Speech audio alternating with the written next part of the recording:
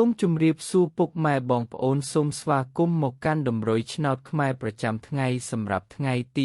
16 ខែ 10 ឆ្នាំ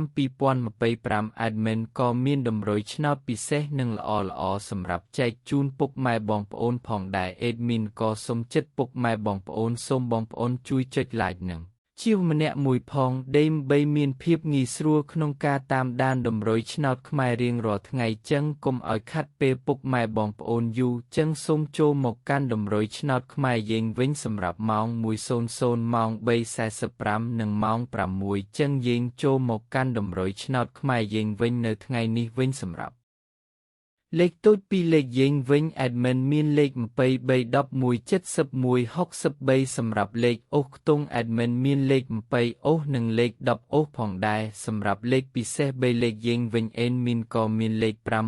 515គុណនិងលេខ729គុណ